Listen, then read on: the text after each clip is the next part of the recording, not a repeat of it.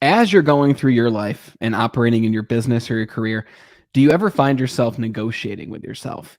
Do you ever find yourself setting a goal and then in your head, you're thinking to yourself, well, there's no way that I can do this because of this. I grew up this way. Therefore, I won't be able to achieve whatever it is that I want. Do you ever start to think that people are this? I am this. This is the way that it always has to be, right? Those thoughts aren't your own.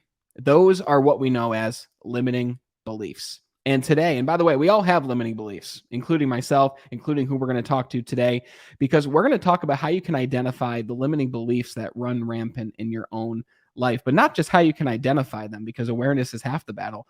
But the second piece of it is how you can either eliminate that limiting belief or transform it into one that actually serves you in your life, your business, your career, with your family, and in every other aspect of your life. We're going to dive into how you can optimize your life, and we're going to dive into the power of vision. We're going to dive into the power of goal setting, and we're going to do all of this with our guest today, the COO of Evolve Ventures. Her name is Bianca Thomas, and we're going to have a lot of fun today. But before we jump into things, you know the fee for the broadcast. We don't run ads. We don't have sponsors. The reason we do that is we don't want the message to be convoluted with a different message. We don't want to interrupt your viewing and listening experience. And while we could grow faster if we did that, we've grown so fast and extraordinarily well over the past year and a half because you are the greatest part of the team. When you take away anything from this conversation, a strategy, an insight, something that made you think in a different way, all that we ask is you share this show with just one person who could use it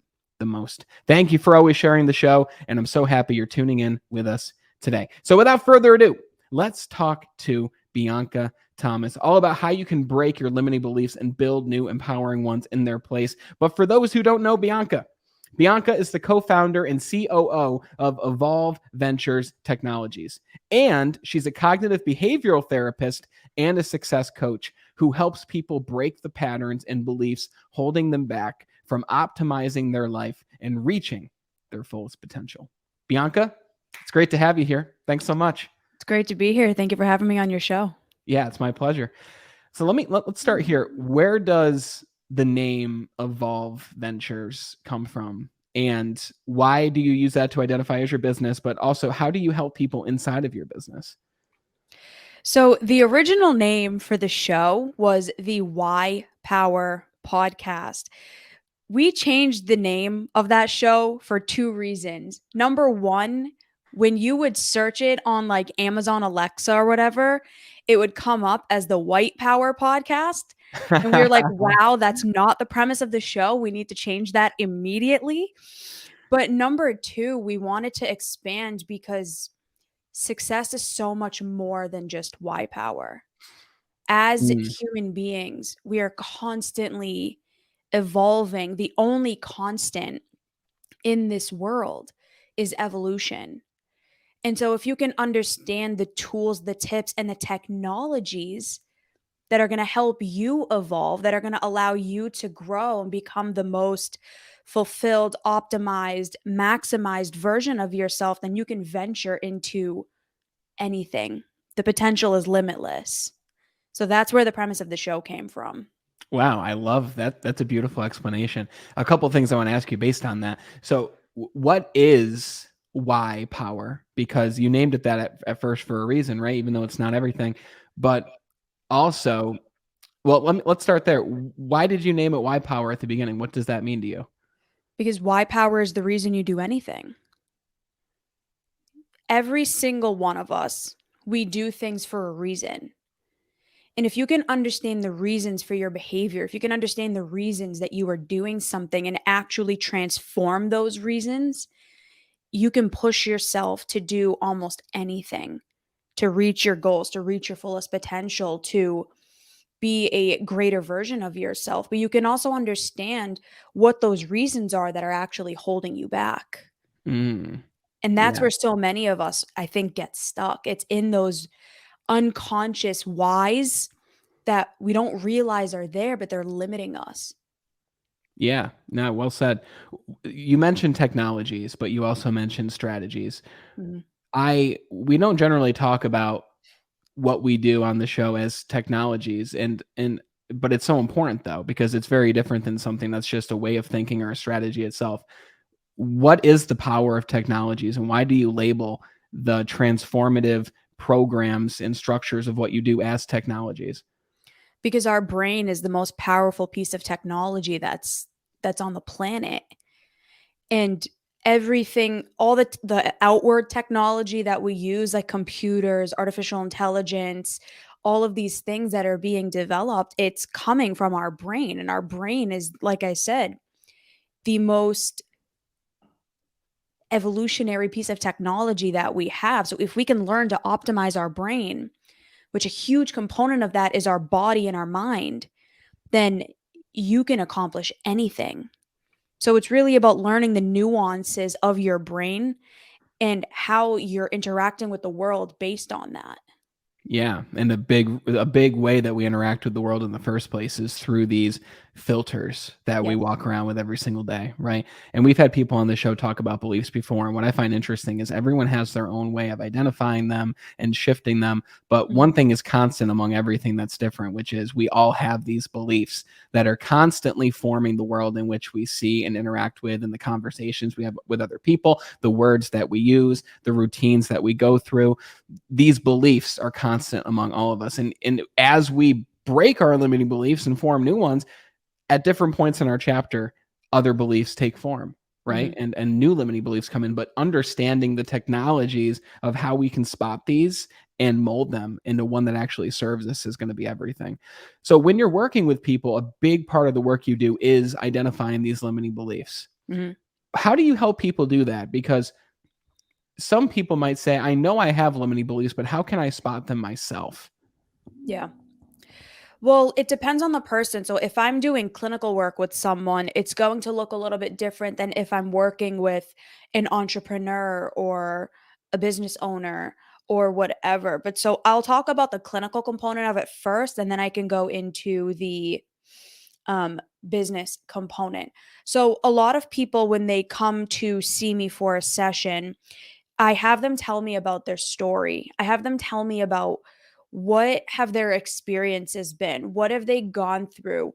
Who was in their life? What are the events that have ultimately brought them to where they are? Because if you can understand a person's history, if you can understand who was in their life and their culture and their background and all of these different things, you can understand the patterns that this person is running in their life. And so when you can understand what those patterns are in that pattern of behavior, right? The reason why we do anything, it's going to come down to some belief. So, for example, if someone had been through a traumatic event in their childhood, their entire frame of reference about the world is going to now change based on that if they develop PTSD. So if they're experiencing PTSD, they're likely to have beliefs that the world is dangerous, that I did something to deserve this, that the world is bleak, that the future is hopeless, and a myriad of other beliefs. And you can see those beliefs come up in the behaviors that they're doing.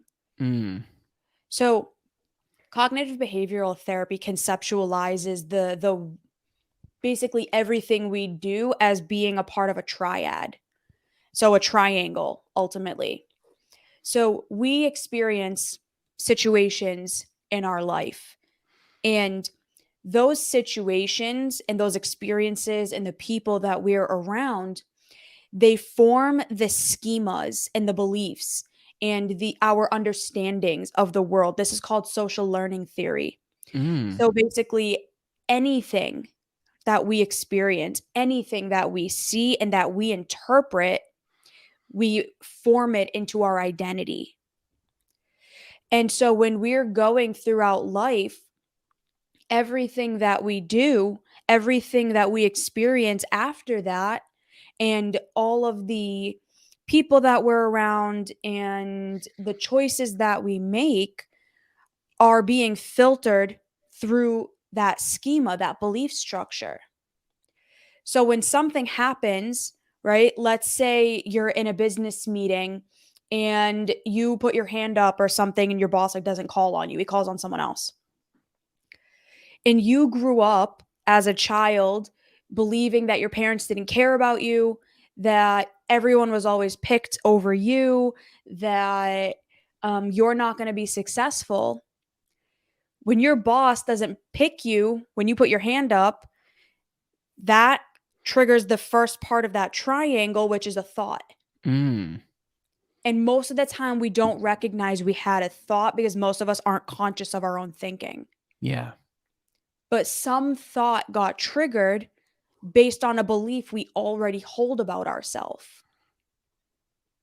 So the thought gets triggered, that thought leads to an emotion, and that's typically what we notice first. We Mm. notice that we had this big shift in how we feel. We'll feel angry, we'll feel sad, we'll feel defeated based on whatever the belief was that got triggered, right? Whatever lens that situation just went through. Yeah. That emotion then leads to a behavior. And all of those different things are conditioned, and they're typically unconscious. This is why you'll see people repeating the same things in their life over and over again because they're thinking, feeling, and acting in these very repetitive patterns that are being reinforced all the time because, again, our brain is technology. And so our brain is a prediction machine. So it's going to predict that this situation should lead to this thought, this emotion, this behavior. And it's a triangle. So it's on a repetitive loop, back and forth, back and forth. Wow. But so, by the way, this is probably the best explanation on the belief system itself that I've ever heard, which is Thank super cool. you. So thanks for diving into that triad idea, because often we think that if we just change our thoughts, then we can change our life, right? And there's a lot of books about change your thoughts and change your reality. But by changing the thoughts, in a way, we're just working on the symptom, right? Because the root cause, the bedrock concern, is the belief in which is causing the thought. So based on what you just said, and this is my own way of externalizing, and hopefully it helps someone listening, when you notice yourself feeling a specific way, right, ask yourself, why am I feeling this emotion? Like Mhm. awareness of the emotion. And ask yourself, what thought spurred this emotion? And rather than say, oh, I don't want to think that anymore, I need to eliminate this thought and think something different, and then you just think positive and you're just trying to be this ball of positivity, ask yourself instead, okay, what spurred this thought in the first place that created the emotion that turned into the action? What belief, what meaning that I gave something spurred this thought? And when you ask yourself that question, right, change your questions, change your life is a quote I heard from someone, one of the main people out there. But once you ask yourself the question, what created this thought in the first place, that's when you find the belief. Now, for those listening, you might be saying, well, I don't have anyone who I can tell my story to. No one wants to hear my story, right? Well, okay, write it down, right? Tell yourself the story. Take 30 minutes for yourself. Even right now, I won't be offended if you pause the episode, if you're watching the replay. Write down your own story, right? And include in the emotions that you've experienced, include the actions that you've taken. And then ask yourself from there, what thoughts spurred these and what is the underlying belief? So once we find that belief, maybe the thought that we had was, oh, that teacher didn't want to pick on me because I'm not worthy, right? Let's just say that was the belief, I'm not worthy. Mhm. What can we do once we identify, okay, the belief is I'm not worthy, it created this? Great. Now I have awareness of it. How can I shift that belief to something different? Action. Action is one of there. So there's four major ways to build self-efficacy, and self-efficacy is the understanding that I'm competent and capable of doing something. So it's a little different than self-esteem because self-esteem is how I feel about myself. Self-efficacy is how I feel about my capabilities of doing things. And when you can build self-efficacy, you will build self-esteem, which builds beliefs. So there's four major ways to start building self-belief, and I'm going to go in the lowest order up until the top. The first one is physiological. So if anyone has heard Tony Robbins, he talks about getting in a peak state, right? Move your body, move how your I'm blanking so hard on what he typically says, but He something says a along the lot. lines of like move your body, because when you move your body, it sends all of those chemicals through your system and it gets you moving and it gets you kind of pumped up really quick, right? But that's the first step. If you just do that, if you just get yourself feeling good, it's like, all right, cool. Now what? The next one is verbal persuasion. This is what people say when they say, think positive, right? Oh, well, just pump yourself up. Just tell yourself you're great. Tell yourself this, tell yourself that. It's interesting because I have clients that are like, I've been saying these affirmations all the time. And I'm like, they don't work. It's a very small fraction of the equation. It only does so much. So if I'm in the middle of trying to do something, if I'm in the gym, for example, right? I'm very into fitness. So if I'm in the gym, my body's already moving, my blood is pumping, my heart is beating, right? So I already have that first part. If I can tell myself, you can do this, you got this, you got this, come on, let's go. That's going to get me pumped up. Yeah. But it's not enough. Just telling myself I can do something, it's not enough. Sometimes it can be, right? Like if I'm in the gym. Mm-hmm. But to completely change the way you think and the way you feel about yourself, it's not enough. It's not going to do that much for you. The next step is vicarious experience. This is, there is someone who has what I want. How can I go learn from them? How can I take a mentor or a coach or a therapist or a psychiatrist or whoever else or someone in the field who's doing what I want? How can I go learn from them? How can I go get information from them to show me the steps of what I need to do? That person is going to help you to do the very last thing, which is the number one way to change the way you believe about yourself, which is now I'm going to take action. Mm. Performance attainment. I'm going to actually go do something. This is where so many people get stuck. They think they can just think their self out of a negative limiting belief. And you can't. Yeah. It's one part of it.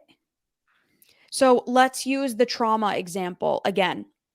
If I have somebody who is coming into my office and they have severe PTSD, we're going to talk about it. We're going to talk about what happened. We're going to talk about their story. We're going to uncover the limiting beliefs that are there. And I'm going to do something with them called cognitive restructuring, which is the fancy way of saying changing your beliefs, Mm-hmm. changing the way you think about yourself, changing the way you're perceiving the world. But I'm also going to make you change the behaviors and the habits that are in your life, because it's those habits that are keeping you stuck in that thinking pattern and that emotional pattern. As human beings, like I said, our brain is a prediction machine and it's going to continuously play on repeat to conserve energy. Our brain takes up, I think, 20% of the calories that we take in a Mm-hmm. day. It's 3 pounds, but it takes 20% of your calories. So it takes a lot of energy to keep your brain going. So to conserve energy, it puts things on repeat. Mm. And I'm not like a neuroscientist, neuro expert at all, but I've done some research into this. So I'm talking from what I understand. Yeah. Um, could be fallible, but it's been working so far. More So than most, I'm sure. yeah. So our brain is on repeat. So we're gonna think in similar patterns, but we're also gonna feel in very similar patterns. That's why a lot of people, it's like they're just a depressed person. Mm. They're an anxious person. They're a annoyed person. It's like we become categorized by the emotional state that we're constantly in because we are thinking in the same patterns. We are interpreting events causing us to feel the same patterns. And then we are acting in the same patterns. And it is a constant feedback loop. And that's actually the scientific basis for the law of attraction or karma. Mm. There's actually a scientific backing to it. It's called reciprocal determinism. Wow. Big fancy word again, but it basically means we are we have personal factors about us, our thoughts, our beliefs, our assumptions, our rules, the way that we understand the world. And that is constantly interacting with the world, right? So let's say you're frustrated. Your boss comes into your office and she tells you you're messing up in this area and it bothers you because you've been working really hard on trying to do that. So you're going to interpret that situation based on your typical thought pattern, your typical emotional pattern, and your typical behavioral pattern. You are going to follow some sort of pattern. You are going to therefore act on the world based on that. Mm-hmm. So you might drive really angrily. You might drive home in a pissed off state. If you're driving like that, you're more likely to cause negative things to happen. So, for example, you might get into a car accident. The world is then going to interact back with you. Yeah. So, it's these three things: it's your personal factors, which are your thoughts, emotions, beliefs, and all of that. It's the actions you are taking and how those actions are impacting the world around you. Mm. And those, again, are in a constant feedback loop, which is why you see people ending up in the same type of relationships over and over again because they're not changing and they're doing the same things and going to the same places and being around the same people. Mm-hmm. That's why people stay stuck in jobs that they're miserable at. That's why people, if you're a salesperson, you're probably not breaking the cap that you're at because you're just thinking and feeling and behaving in very similar routine, conditioned, unconscious patterns. Yeah. What I love about what you're talking about too is, one, I love your frameworks here, and I'm going to dive into this 4-step framework with you because it's very practical, and I think it's very relatable to people in their lives because we can find one of these 4 things at least that we're not consistently acting upon and Mhm. focusing on. But what I love about what you're talking about is, you mentioned when I have a client come in, you'll talk about their PTSD, you'll talk about what's not going the way that they want it to in their life. But that's just a very small piece, right? That's the story piece of the events that are happening, the way that they feel about it. But you're looking forward at what you Mhm. do want. And when you said a lot of people are spending time around the same circles, they're spending time around people who only tell the story. They're not spending time around people who are also saying, okay, well, Joe, what are you going to do from here? Like, what's next for you? And then Joe's probably never been asked that question before. He's like, I don't know. I'm just going to keep repeating the same thing every single day. But what if you didn't have to? What if you could create new input? Because what I'm taking from this is really the simplicity of the idea of just adding new input into Mm. the 95% of your thoughts that are the same each day. This is the 5%, right? Moving your body, getting active. That was the first thing that I did 7 years ago when I lost 60 pounds. And once I started Wow. focusing on my body and getting into fitness as well, my entire life changed from there. My career changed, my attitude changed. But looking back now and putting this structure into my own life to go over it with everyone again, move your body is number one, right? Number two is the verbal persuasion. I started really reprogramming my mind through the books that I read, but not Mhm. just through the books that I read, but it kind of goes hand in hand with number three because verbal persuasion and vicarious experience of learning from others, that they almost go hand in hand. Because if you're learning from someone who's already doing or exhibiting the emotions that you want, or if you are the person who is repeating that relationship over and over and over, and you're like, why is the fifth person I find the same as the first, second, third, and fourth person? Well, it's because you're not adding in any new verbal persuasion. You're not finding someone who is in a successful relationship and asking them, hey, how do you do this? Ask them for their story because their beliefs are going to be very different than your beliefs. And that's Mhm. what I did. I found a mentor who started feeding me new beliefs. And when I said I couldn't do something, he's like, well, how do you know that? And I'm like, well, actually, I don't know. It's just something I've always said. And then the fourth part was take action, right? Because the learning from someone isn't going to last very long if you're not actually taking what they're giving you and taking action on that. So Mhm. really, it's for those listening, like, are you moving your body, right? And who are you spending your time around? Because 2 and 3 really go hand in hand. And are you actually taking what they give you and using it? Or are you somebody who's just reading the books, going to the seminars, networking with people, but not actually doing anything with it? I feel like a lot of people learn all the things, but they never take action on it. Because they have a belief that's keeping them from actually doing that. There's ultimately three types of beliefs that every single person has, and they can go in the positive direction or the negative direction. There's beliefs about worth. I'm not good enough. I will never be enough. I'm not good at this. I'm not good at this. I'm not the type of person who can do this. So, beliefs about our worth. The second is our belief about our lovability. Mm, Either I'm not capable of being loved, or I am, but love isn't possible for me. It's not out there. Or the opposite. I'm the most lovable person in the world. And those beliefs are going to determine what we do. The third one is hope or helplessness. So a lot of people have a belief, you know what? Maybe I am good enough. Maybe I can do these things, but it's not going to matter. It's hopeless. There's no point in trying. Or, you know, I can't change. Maybe I am good enough, but it's not capable for me because I'm helpless and I can't do things. yeah. And unfortunately, so many of us have beliefs on the negative component of that because of our upbringing, because of our conditioning, because of the messages that we heard or what we saw from the people around us. And the thing is, most of us were never directly told we're not good enough, but it was through the experiences that we went through and how we interpreted it that we convinced ourselves that that's true. And so we think, feel, and behave in patterns that just reinforce that. So we develop these assumptions about the world. We develop these rules about the world and the way we're supposed to be and the way others are supposed to be. And, well, I'm only successful if I do this. So I have to do this, but I'm not good enough to do that. So the world is hopeless. Wow. And that's what keeps people stuck. It's all of these layers that they're not actually addressing, which is keeping them stuck, feeling worthless, feeling hopeless, feeling miserable.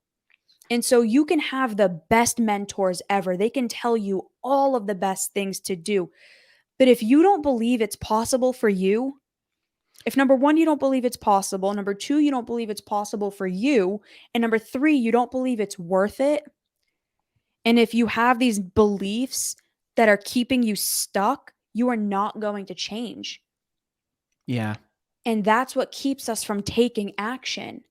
So most people, they'll be like, well, I'm okay. I don't feel good enough. If I will feel good enough if I make $1 million, right? So that's their rule. If I have $1 million, then I will be happy. Then I will be good enough. Mm-hmm. It's like, okay. So then they set this massive goal for themselves, but they don't have the belief to help them to actually get it. So when they don't get it, it only reinforces their belief that they're not good enough. And then they end up in a pit. Yeah. Or this is why you'll see people like Kate Spade, for example, who had everything. She had everything. She had money, fame, success, people who loved her, all of these things. But she didn't believe it for herself. She Mm-hmm. had a blueprint, and it was a misguided blueprint of the way that her life was supposed to be. And because it didn't look like that, because she probably had unrealistic expectations for herself or unconscious rules and beliefs that she couldn't live up to, she was depressed. And I'm pretty sure she was using substances too and ended up taking her own life. This is what happens with so many people. We're living by this unconscious blueprint, this unconscious assumption that my life has to look this way because of these rules and beliefs that we have about ourselves that are conditioned from everything around us. And that's why so many of us are miserable. People are driving around in like Bugattis and Lamborghinis, but they're in their apartment, like wanting to die Yeah. because they thought these things were going to change the way that they feel about themselves. And the reality is, attaining the success wasn't the problem. Yeah. The The problem wasn't that you didn't have money. The problem was that you didn't believe you were good enough. Hmm. And so you can get the success, you can get all of these things, but at the end of the day, you never actually changed your identity. You didn't change the way you saw yourself or you thought about yourself. And that's why people end up being stuck and end up taking their own life or just end up being miserable. Yeah. And it's very sad to see that from the outside perspective. And I think that it really goes back to several of the beliefs that you just mentioned, some of the underlying core beliefs of it is worth it to undertake this work. It is worth it, no matter how many beliefs that were ingrained in you from childhood. Like, the reality is, some of us have to work a little bit harder on this than others, because me, for example, when it comes to these three beliefs of worth, lovability, and hope or helplessness, worth, I know that I am worthy if I am skilled and if I make myself worthy. I'm not just worthy by default, right? And some other people might disagree with that, but for me, I know that I can become what I want if I become skilled enough and continue taking action. Lovability, I know that if I give to others and help others and love others, I will also be loved in return. And that's a Mm, belief that I live with. But also hope and helplessness, I believe that things will get better, right? And all three of those things that I just mentioned, I did learn from my parents, and I had both my parents. And I realized that some people listening, you may not have had either parents in your life, or if you did, it might have been an abusive relationship, or yeah. maybe there's been other abusive relationships in your past that have ingrained these other beliefs. And the reality is, you might have more work to do than I did, but the underlying belief of, is this worth it? Yes, it's worth it. Are you worthy? Yes, you are worthy.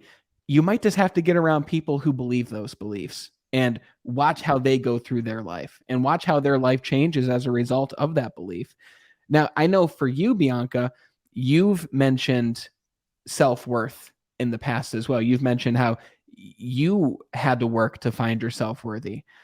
What did that look like for you, and how did you confront that first belief structure there of self-worth? Yeah.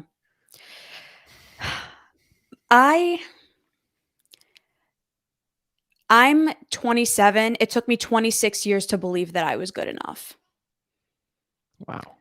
I was a person who I've been basically talking about myself this entire time, right? I grew up never believing I was good enough. I grew up in a family who they truly did their best, but what they valued and what they believed and what they cared for was very external. You were good enough if you looked a certain way. You were good enough if you performed a certain way. You were good enough if you met this certain criteria, and I never did.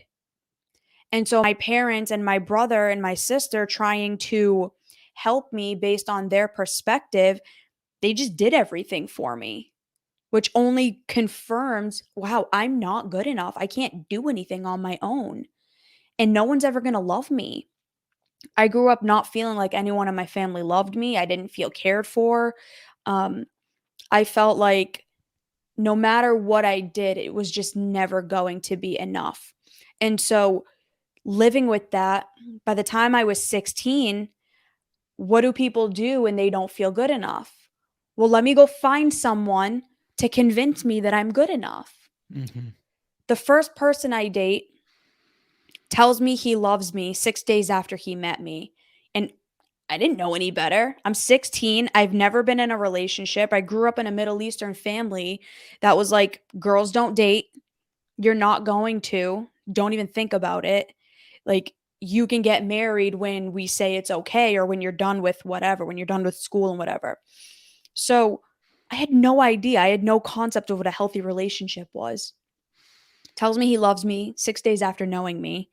And I end up being emotionally, mentally, and sexually abused in that relationship for 4 years. Hmm. And almost left home because of this person.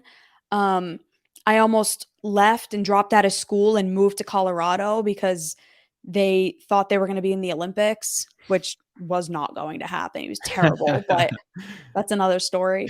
Um, but I'm in that relationship and it's just confirming everything I already thought about myself. I'm not good enough.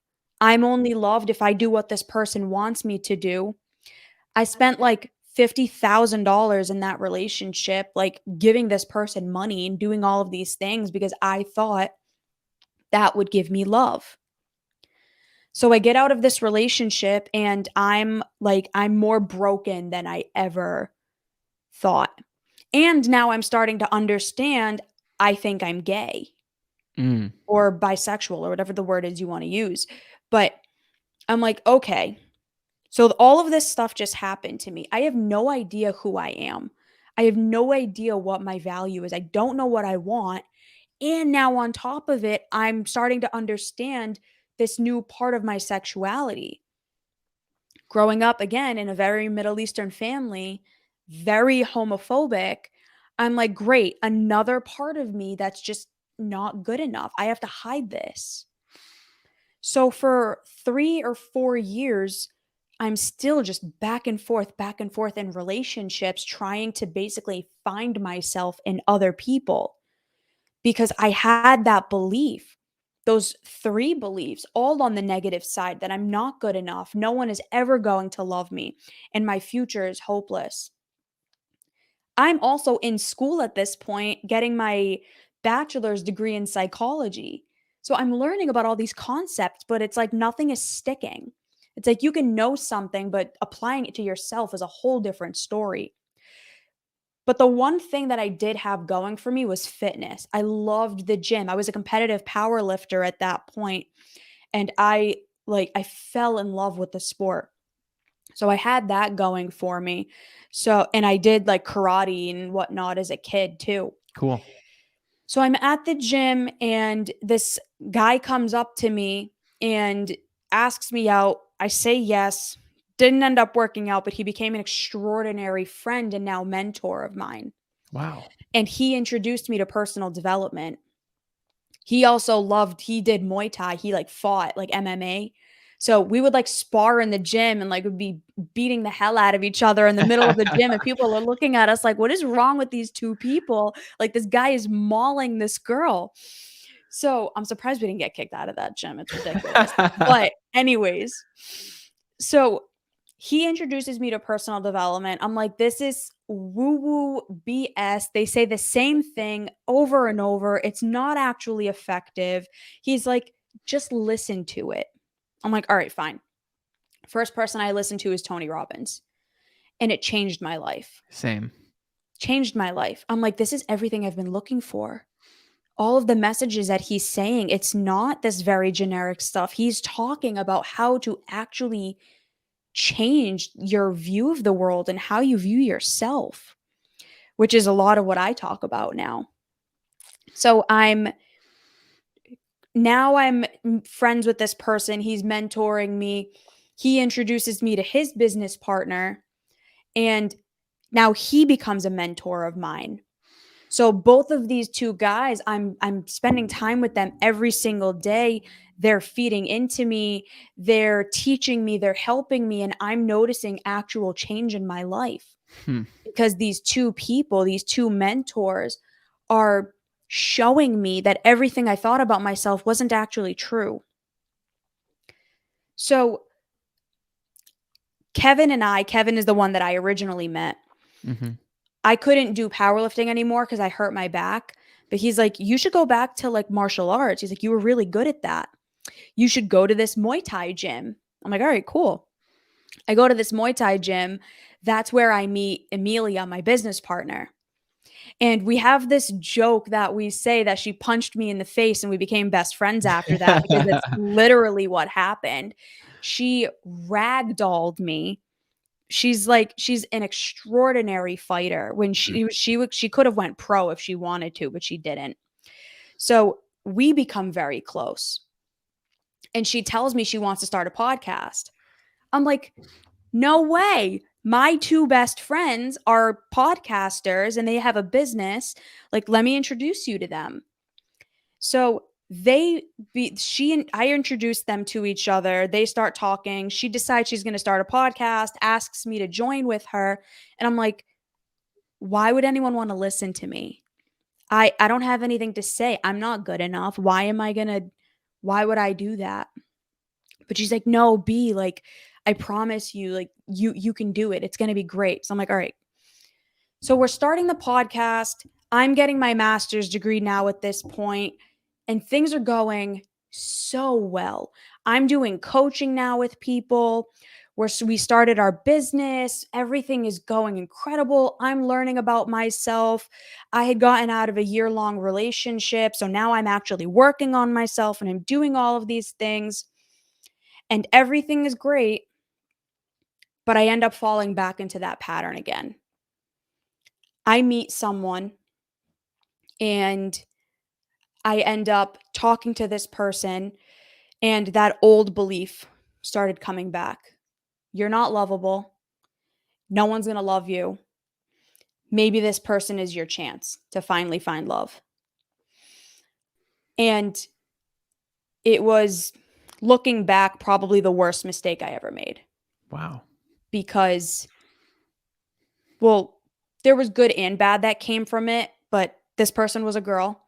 So it was my first ever like real relationship with a girl, but this person was nothing like me at all.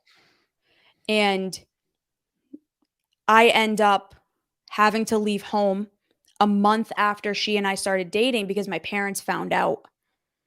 And it got so bad that I ended up having to leave, and I moved in with this person a month after knowing her because I Mhm. had no idea how to be on my own.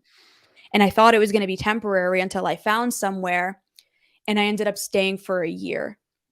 I almost lost my business. I got myself into extraordinary debt, and I genuinely almost lost everything because that belief that I wasn't good enough and I wasn't lovable allowed me to be with someone who hated my business partner, hated everyone I was around, and tried to change me and tried to get me to stop being the person that I wanted to be because of her own insecurities. Yeah. And I kept ending up with people like that because that's the kind of person that I was, insecure. So I attracted those types of people. Again, the law of attraction, Mm. right? I'm acting and feeling and thinking in certain ways. And so I seek out people that are the same. A year goes by and I finally realize it. I'm like, I can't do this anymore. That this is ruining my life.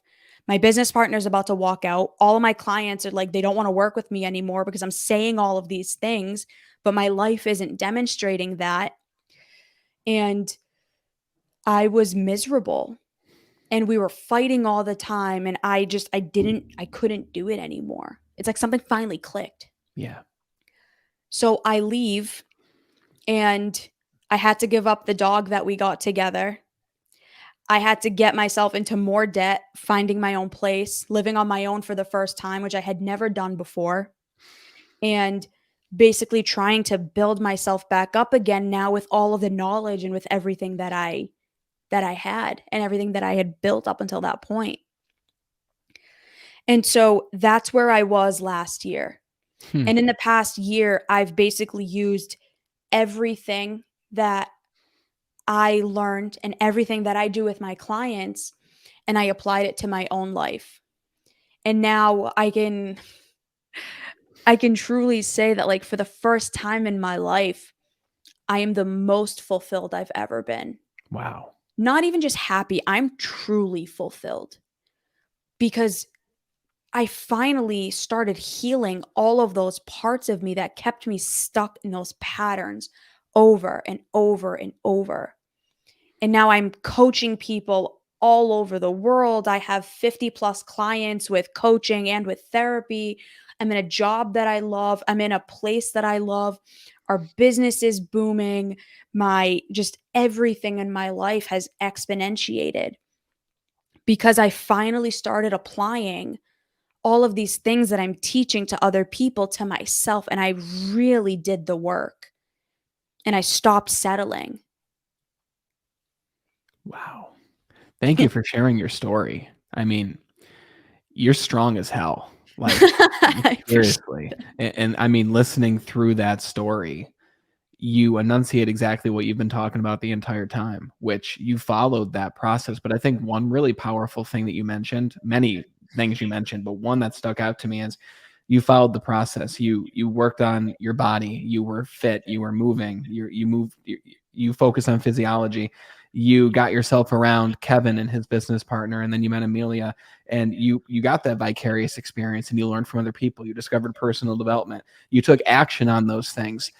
So you followed that, but I think the really important part is you you fell back into the old pattern at one point, and people listening are going to be like, "Oh my god, like it's comforting to know that you don't just follow this process once in your life and then it's just set for life.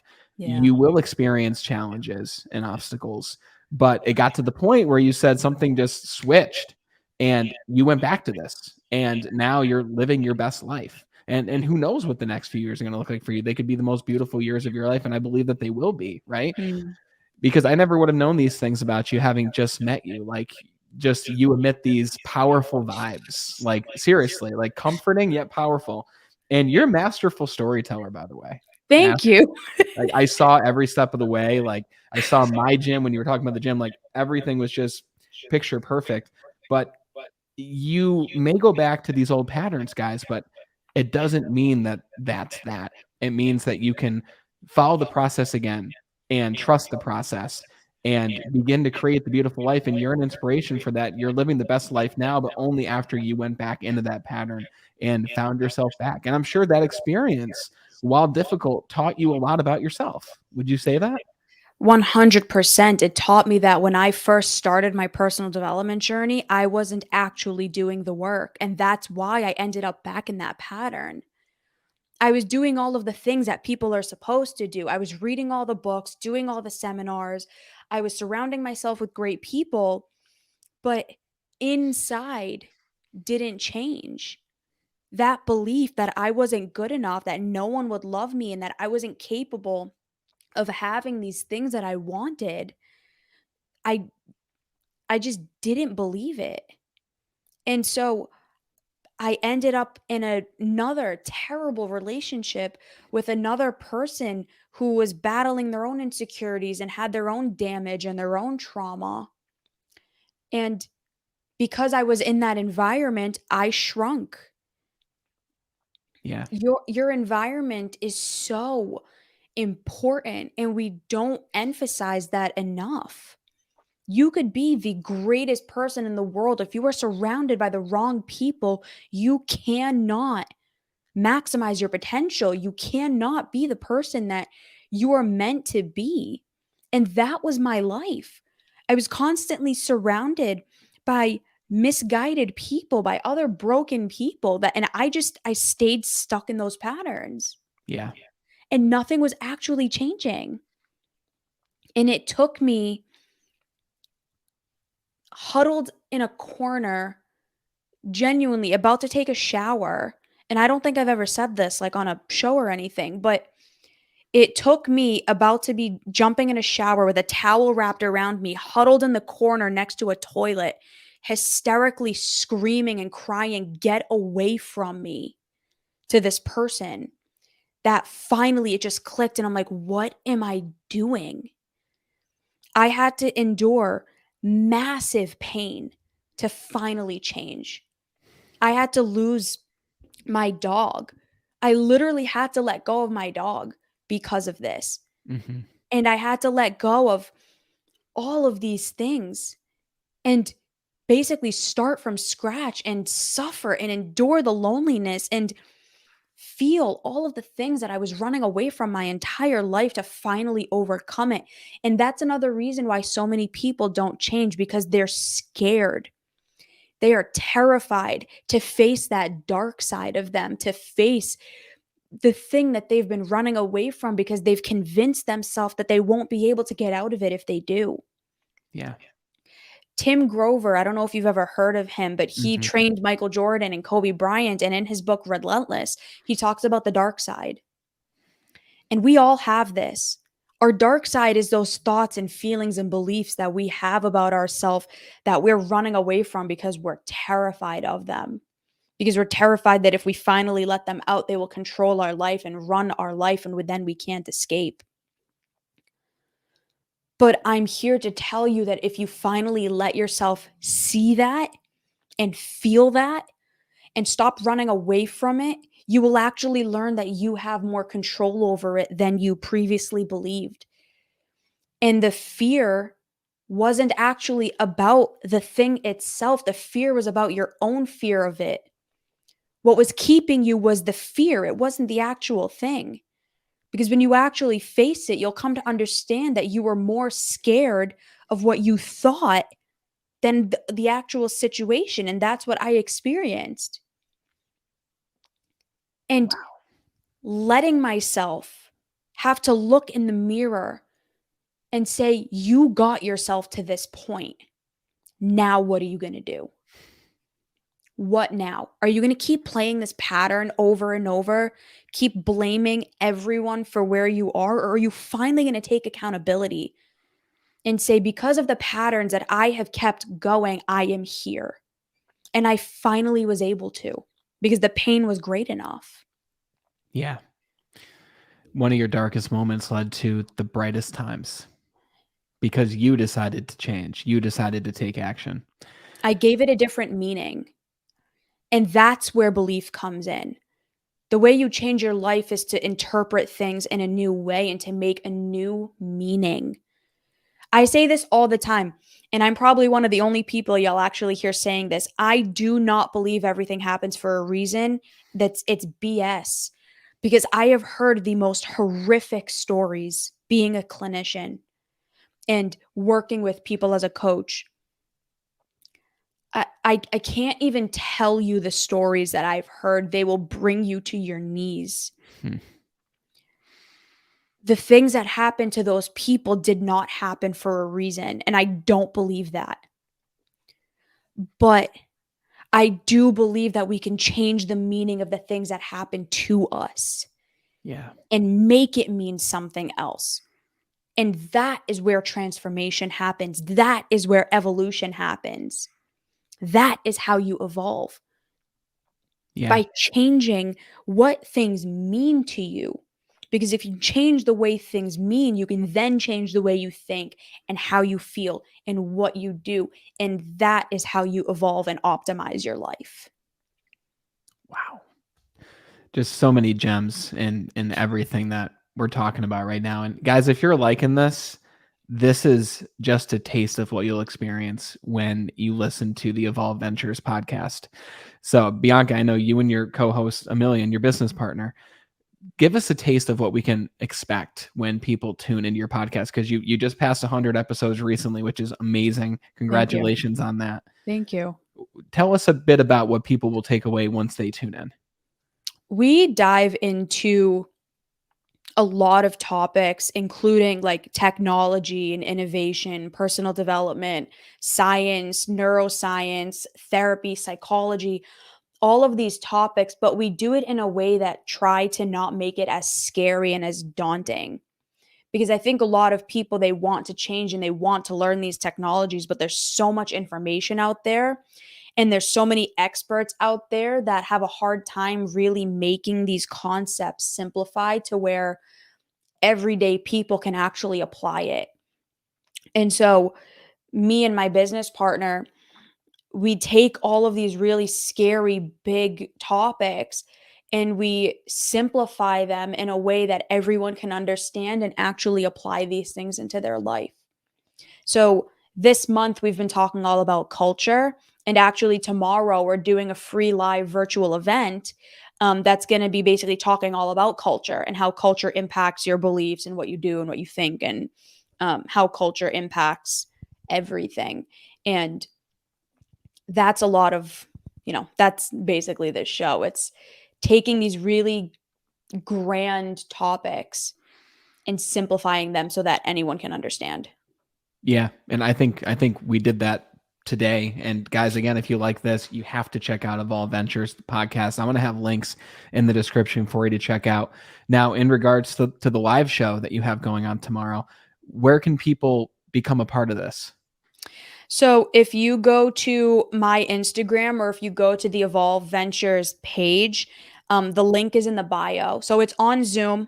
It's a free event. You don't have to participate if you don't want. You can just listen.